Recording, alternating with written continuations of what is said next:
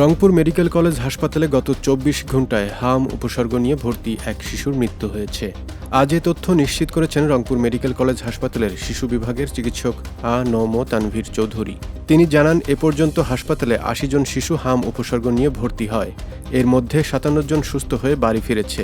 বর্তমানে ভর্তি আছে ২২ জন। আর গত ২৪ ঘণ্টায় লালমনিরহাট থেকে আসা হাম উপসর্গ নিয়ে ৭ মাস বয়সী তানজিদ নামে এক শিশুর মৃত্যু হয়েছে। তবে এর মধ্যে কারো হাম পজিটিভ আসেনি। রংপুর মেডিকেল কলেজ হাসপাতালের শিশু বিভাগের এক কর্নারে হাম উপসর্গের শিশুদের বিশেষভাবে চিকিৎসা দেওয়া হচ্ছে বলেও জানান ডাক্তার তানভীর। রোগীর টোটাল ভর্তি ছিল ৮০ জন, তার মধ্যে ৫৭ জন চিকিৎসা নিয়ে ভালো হয়ে গেছেন।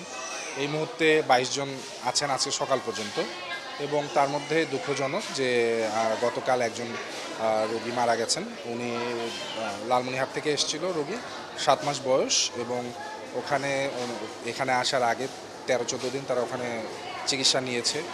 জ্বর, পাতলা পায়খানা সহ নানা জটিলতায় পরবর্তীতে জ্বরের সাথে র্যাশ দেখা দেওয়ায় এটা সন্দেহভাজন মিজেলস হিসেবে, এবং তার আরও জটিলতা ছিল হিসেবে আমাদের কাছে আসে গত ১৫ তারিখে, এবং গতকাল দুপুর ১২টার দিকে পেশেন্ট এক্সপায়ার করেছে।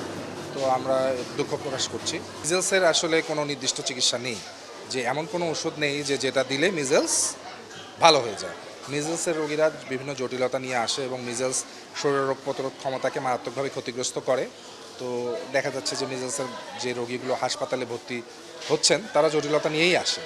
ডায়রিয়া, নিউমোনিয়া বা নিউমোনিয়ার সাথে আরও জটিলতা থাকতে পারে। তো প্রত্যেক পেশেন্টই আসলে জটিল যারা ভর্তি থাকেন।